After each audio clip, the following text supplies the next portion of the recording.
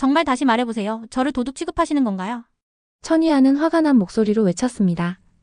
프랑스 파리의 한 기념품 가게에서 물건을 살펴보던 그는 직원의 차가운 시선을 견디지 못하고 물었습니다. 아니, 그런 뜻이 아니라요. 그냥 조심하라고 한 겁니다. 이런 유리 제품은 깨지기 쉽잖아요. 가게 직원은 뻔뻔한 태도로 변명했지만 그 말투 속엔 의심이 섞여 있었습니다. 천희아는 주변의 다른 손님들에게는 친절한 태도를 보이는 것을 이미 목격하고 있었습니다. 다른 손님들에겐 그런 말 하지 않으셨잖아요. 저만 유독 그러시네요. 이유가 뭔지 알 수 있을까요?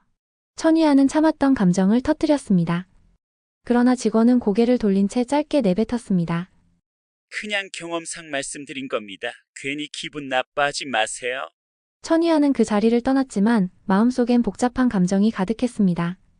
그는 그날 프랑스에서의 첫 경험이 이렇게 씁쓸하게 시작될 줄은 꿈에도 몰랐습니다. 왜 유럽에서는 중국인이라는 이유만으로 이렇게 부당한 대우를 받아야 하는 걸까? 단순히 일부 관광객의 행동 때문일까? 아니면 더 깊은 이유가 있는 걸까? 그에게 남은 질문들은 그의 여정을 완전히 다른 방향으로 이끌어갔습니다. 도대체 어떻게 된 일일까요? 안녕하세요. 저는 천희안이라고 합니다. 저는 중국 상하이에서 나고 자랐고 국제무역 회사에서 일하며 전 세계를 돌아다니고 있습니다. 제 일은 다양한 나라의 문화를 경험하고 새로운 시장을 발굴하는 데 있습니다. 하지만 이번 프랑스 출장은 기대와 달리 제게 큰 충격을 주었습니다. 프랑스 파리에 도착한 첫날, 저는 공항에서부터 묘한 시선을 느꼈습니다. 중국 사람들은 시끄럽다는 편견 때문인지 사람들이 저를 지나치며 작은 농담을 주고받는 소리가 들렸습니다. 이해하려고 애썼지만 마음 한구석이 불편했습니다. 레스토랑에서도 비슷한 일이 일어났습니다. 웨이터는 제 테이블에 와서 메뉴를 던지듯 놓고는 주문을 받는데 20분이나 걸렸습니다. 주변의 다른 손님들에게는 밝게 웃으며 서비스를 제공했지만 제게는 냉랭한 태도로 일관했습니다. 죄송합니다. 제가 뭔가 잘못했나요? 제가 조심스럽게 물었을 때 그는 어깨를 으쓱하며 대꾸했습니다. 아니요, 그냥 바빴을 뿐이에요. 호텔에서는 더욱 노골적인 차별을 경험했습니다. 체크인 카운터에서 프론트 직원은 중국인 관광객들이 호텔 물건을 망가뜨린 사례를 언급하며 저에게 신용카드로 더 많은 보증금을 지불하라고 요구했습니다. 규정이 바뀌었나요? 제가 물었을 때 직원은 단호하게 말했습니다. 규정은 아니지만 이런 일이 종종 있어서요. 그냥 절차라고 생각하세요. 그날 밤 저는 침대에 누워 이 모든 일이 왜 벌어지는지 고민했습니다. 제가 겪은 차별은 단순히 제가 중국인이라는 이유 때문일까요? 아니면 중국 관광객 중 일부의 행동이 이런 편견을 부추긴 걸까요? 기념품 가게에서는 상황이 더 심각했습니다. 저는 조심스럽게 유리 제품을 살펴보고 있었는데 직원이 다가와 말했습니다. 조심하세요. 이런 물건은 깨지기 쉬워요. 그의 말투는 마치 제가 물건을 망가뜨릴 것이라고 확신하는 듯 했습니다. 저는 제품을 내려놓고 가게를 떠났습니다. 그날 밤 저는 상하이에 있는 동료에게 전화를 걸어 이 상황을 이야기했습니다. 프랑스에서 그런 일이 생긴 건 이번이 처음이 아니야. 나도 전에 출장 갔을 때 비슷한 경험을 했어. 왜 우리를 이렇게 대하는 걸까? 글쎄, 일부 중국인 관광객들이 공공장소에서 무례한 행동을 한 것도 영향을 줬겠지. 하지만 그게 모두를 일반화할 이유는 아니잖아. 그 대화는 제게 많은 생각을 남겼습니다. 차별은 언제나 억울하고 분노를 일으키지만 그 배경에는 우리가 바꿀 수 있는 무언가가 있을지도 모른다는 생각이 들었습니다. 유럽 출장에서 받은 씁쓸한 경험을 뒤로하고 저는 이번에는 한국으로 향했습니다. 이전까지 한국에 대해 특별히 많은 것을 알지는 못했습니다. 한류나 K-드라마 이야기를 들은 적은 있지만 그것이 제게 특별히 다가오진 않았거든요. 그런데 인천공항에 발을 딛는 순간 저는 어떤 낯선 감정에 휩싸였습니다. 인천공항은 그야말로 놀라운 그 자체였습니다. 넓고 깨끗한 대리석 바닥은 반짝였고 안내 표지판은 직관적으로 배치되어 있어 처음 방문한 저도 길을 헤매지 않을 수 있었습니다. 특히 공항 직원들은 저를 포함한 모든 사람들에게 친절하게 안내를 제공하며 환한 미소를 잃지 않았습니다. 어서 오세요. 도와드릴까요? 그 한마디가 유럽 공항에서 느꼈던 차가운 시선과는 전혀 달랐습니다. 대중교통을 타고 서울 시내로 이동하며 저는 또 한 번 놀랐습니다. 공항철도와 지하철은 깨끗했고 모든 사람들이 줄을 서서 차례를 기다리고 있었습니다. 이렇게 복잡한 도시에서 사람들이 이렇게나 질서를 잘 지키다니. 지하철 안에서는 제가 무거운 가방을 들고 있는 것을 본 중년 여성이 자리를 양보해 주셨습니다. 앉으세요. 힘드실 텐데요. 아, 괜찮습니다. 고맙습니다. 하지만 그녀는 끝까지 미소를 지으며 저를 배려했습니다. 이런 작은 행동 하나하나가 제게 큰 인상을 남겼습니다. 서울 도심은 깨끗하고 질서정연했습니다. 거리에는 쓰레기가 거의 없었고 사람들이 길거리에 놓인 분리수거함에 쓰레기를 정확히 버리는 모습이 눈에 띄었습니다. 공공장소에서 사람들이 질서를 지키는 모습은 유럽의 몇몇 도시에서 경험했던 혼란스러운 풍경과는 완전히 대조적이었습니다. 시장에서는 또 다른 놀라움을 경험했습니다. 노점상에서 떡볶이를 사 먹었는데 상인 아저씨가 1,000원을 덜 받은 걸 알아채고는 제가 돌아가기 전에 달려오셨습니다. 손님, 돈을 덜 받았네요. 여기 가져가세요. 아, 정말 고맙습니다. 제가 몰랐는데요. 그의 정직한 태도에 저는 감동할 수밖에 없었습니다.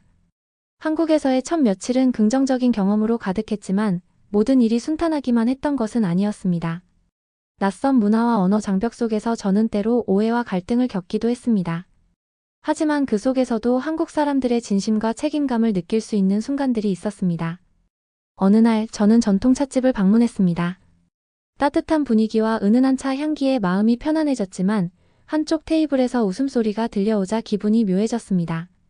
그들은 제 쪽을 보며 이야기를 나누다가 웃음을 터뜨렸습니다. 혹시 나를 보고 웃는 건가? 불편한 마음에 차를 다 마시지 못하고 자리에서 일어났습니다. 그날 밤 저는 그 상황을 곱씹었습니다. 왜 그런 일이 생겼을까? 내가 무언가 잘못한 걸까? 그런데 문득 그들의 웃음이 제가 아닌 그들끼리의 이야기 때문이었을 수도 있다는 생각이 들었습니다. 오해가 있었던 건 아닌지 되돌아보게 되었습니다. 며칠 후 저는 전통시장을 방문해 직접 가격 협상에 도전해보기로 했습니다. 한 상인에게 제 마음에 드는 수공예품을 발견하고 물었습니다. 이거 얼마예요? 5만 원이에요. 저는 웃으며 제안을 했습니다. 3만 원은 안 될까요?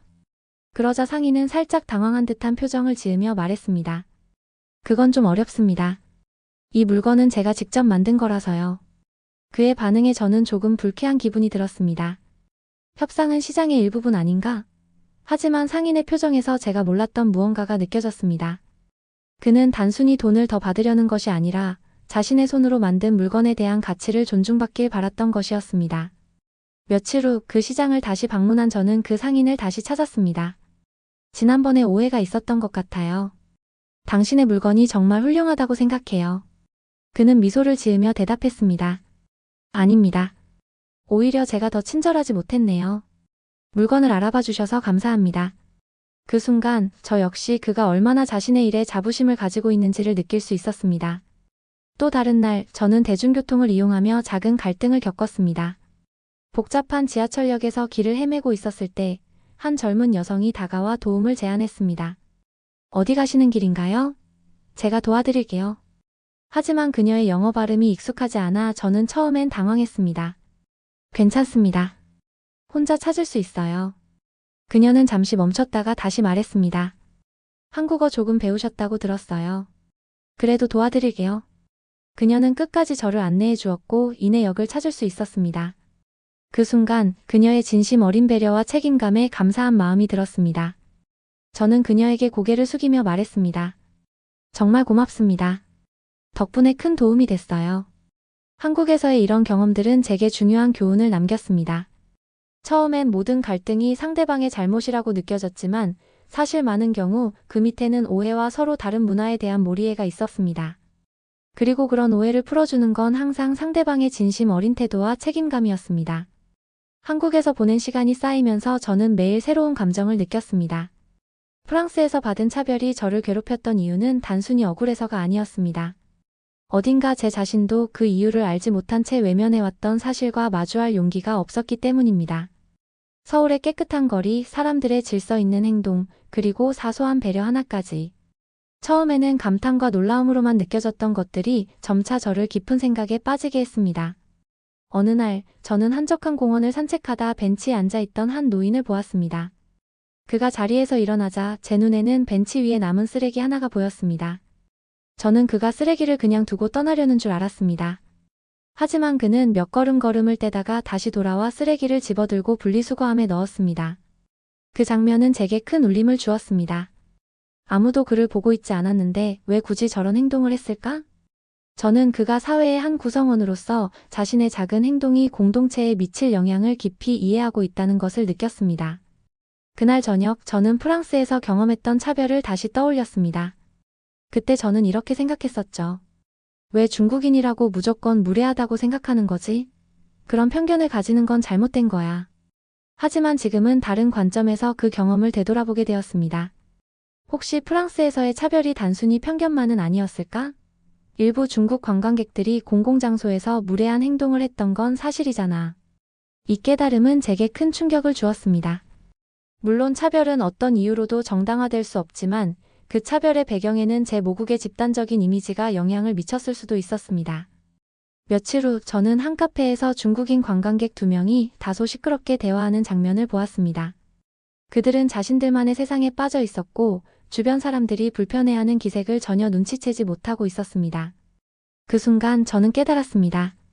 한국에서 사람들이 보여주는 배려는 단순히 개인의 선택이 아니라 그들의 문화 속에서 배운 가치관이구나. 한국이 존경받는 이유는 그들이 사회의 일원으로서 작은 행동 하나하나에 신경 쓰기 때문이야. 저는 스스로에게 질문을 던졌습니다. 중국이 존경받는 국가가 되기 위해 나는 어떤 행동을 하고 있지? 프랑스에서의 차별을 되돌아보며 저는 제 스스로도 모르게 너무나 많은 것을 당연하게 받아들이고 있었다는 사실을 깨달았습니다. 그날 밤 저는 다짐했습니다. 이제부터라도 내 행동이 중국을 대표한다고 생각하고 살아가야겠어. 누군가 나를 보고 중국에 대해 긍정적인 이미지를 떠올릴 수 있도록 말이야. 그 다짐은 제게 단순히 목표가 아니라 새로운 책임감을 심어주었습니다. 한국에서의 경험은 저를 변화시켰습니다. 스스로 변화를 시작하지 않는다면 우리 모두가 기대하는 더 나은 이미지는 결코 만들어질 수 없다는 것을 깨달았기 때문입니다. 한국에서의 여행이 끝난 후 저는 상하이로 돌아갔습니다. 여행 전과 후에 제 마음가짐은 완전히 달라져 있었습니다. 한국에서 느낀 깨끗한 환경, 질서 정연한 문화, 그리고 사람들의 작은 배려는 단순히 감탄으로 끝나지 않았습니다. 그것은 제 삶과 행동을 바꿔야겠다는 다짐으로 이어졌습니다. 회사로 돌아간 첫날, 저는 아침 회의에서 동료들과 이야기를 나누었습니다. 한국 출장에서 느낀 게 많았어요. 제가 말을 꺼냈습니다. 거기서는 사람들이 아주 작은 부분까지도 서로를 배려하더군요. 예를 들어 공공장소에서 음식을 먹을 때도 주변 사람들을 신경 쓰고 분리수거도 철저히 하던데 그 모습이 정말 인상 깊었어요. 동료들은 흥미롭게 제 말을 들었습니다. 그게 우리와 무슨 상관이죠? 한 동료가 물었습니다. 저는 미소 지으며 대답했습니다. 우리도 그런 작은 행동부터 시작하면 다른 사람들이 우리를 보는 시각이 바뀌지 않을까요? 저는 작은 실천부터 시작했습니다. 사무실에서 사용한 종이를 분리수거함에 정확히 넣고 회의실에서 물병을 치우는 것 같은 사소한 일들이었지만 다른 동료들에게 점점 영향을 주기 시작했습니다. 천희안, 너 정말 꼼꼼하네. 나도 앞으로 이렇게 해볼게, 한 동료가 말했습니다. 그 말을 들으며 저는 작은 변화가 전파될 수 있다는 것을 느꼈습니다. 가족들과의 저녁 식사 자리에서도 저는 한국에서의 경험을 이야기했습니다. 엄마, 한국에서는 사람들이 식사 후에 공공장소를 정말 깨끗이 치운다더라고요. 음식물 쓰레기를 정확히 분리하고 남은 음식을 낭비하지 않으려고 노력했어요. 그래? 우리도 그런 습관을 좀 들여야겠네. 어머니는 고개를 끄덕이며 대답하셨습니다. 몇 주 후 저는 다시 유럽 출장길에 올랐습니다. 프랑스 공항에서 줄을 서며 대기하던 중 같은 줄에 서 있던 중국인 관광객 몇 명이 갑자기 앞으로 끼어들려는 것을 보았습니다. 저기요, 모두가 기다리고 있어요. 차례를 지키면 좋겠습니다. 저는 조심스럽게 그들에게 말을 걸었습니다. 그들은 처음엔 당황한 표정을 지었지만 이내 줄의 뒤로 이동하며 사과했습니다. 그 순간 주변 사람들의 시선이 달라졌다는 것을 느꼈습니다. 한 프랑스인이 다가와 말했습니다. 감사합니다. 당신 같은 사람이 더 많다면 중국인에 대한 시선도 더 좋아질 거예요. 그 말을 듣는 순간 저는 뿌듯함과 책임감을 동시에 느꼈습니다. 작은 행동이 큰 변화를 만들 수 있다는 것을 다시 한번 확신했습니다. 회사에서, 가족과 친구들 사이에서, 그리고 해외 출장 중에도 저는 한국에서 배운 태도를 실천하려고 노력했습니다. 비록 작은 변화일지라도 그것이 누군가의 인식을 바꾸는데 기여할 수 있다는 믿음이 제 행동의 원동력이 되었습니다. 한국에서의 경험과 유럽에서의 차별을 모두 겪은 뒤 저는 하나의 중요한 교훈을 얻었습니다. 우리의 행동은 단순히 개인의 문제가 아니라 우리가 속한 사회와 국가의 이미지를 만드는 데 직접적인 영향을 미친다는 점이었습니다. 어느 날 저는 상하이의 한 공원에서 어린아이들이 뛰어노는 모습을 보며 스스로에게 질문을 던졌습니다. 이 아이들이 자랄 세상은 지금보다 더 나아질 수 있을까? 답은 명확했습니다. 변화는 하늘에서 떨어지지 않습니다. 그것은 우리 모두가 만들어가는 것입니다. 작은 실천이 쌓이고 그 실천이 사회 전체를 움직이게 됩니다. 저는 회사에서, 가족과의 대화에서, 그리고 친구들과의 모임에서 한국에서 배운 교훈을 계속 나누었습니다. 우리가 모두 공공장소에서 조금만 더 질서를 지키고 서로를 배려한다면 중국은 더 존경받는 나라가 될 수 있어요. 처음에는 반신반의하던 동료와 가족들도 점차 제 의견에 공감하기 시작했습니다. 유럽 출장에서 만난 한 프랑스인은 제게 이렇게 말했습니다. 당신은 중국에 대한 내 생각을 바꿨습니다. 이전엔 부정적인 인식이 강했지만 당신의 행동을 보면서 다시 생각하게 됐어요. 그 말은 저에게 커다란 동기부여가 되었습니다. 누군가의 생각을 바꾸는 데는 거창한 행동이 필요하지 않습니다. 때로는 공공장소에서 차례를 지키고 주변을 깨끗하게 유지하는 작은 행동이 그 시작이 될 수 있습니다. 저는 독자 여러분에게 이렇게 말하고 싶습니다. 변화는 나로부터 시작됩니다. 우리는 때로 내가 하나쯤 어떻게 한다고 뭐가 달라지겠어? 라는 생각을 하곤 합니다. 하지만 그 하나가 모이면 결국 세상을 바꾸는 힘이 됩니다. 우리가 공공장소에서 쓰레기를 줍고 줄을 서고 다른 사람을 배려하는 작은 실천을 할 때 우리의 행동은 사회 전체를 변화시키는 씨앗이 될 것입니다. 한국에서 제가 본 그 작은 배려와 책임감은 저에게 깊은 울림을 주었습니다. 그것은 단순히 한국 사회의 아름다움이 아니라 우리 모두가 배워야 할 가치였다고 생각합니다. 우리 각자가 작은 변화를 실천할 때 그것이 바로 더 나은 세상을 향한 첫걸음이 됩니다. 작은 변화가 세상을 바꿀 첫걸음입니다. 그리고 그 변화는 당신으로부터 시작됩니다. 함께 이야기를 나누고 싶다면 댓글로 자유롭게 의견 남겨주세요. 구독과 좋아요 부탁드립니다. 영상 제작에 큰 힘이 됩니다. 감사합니다.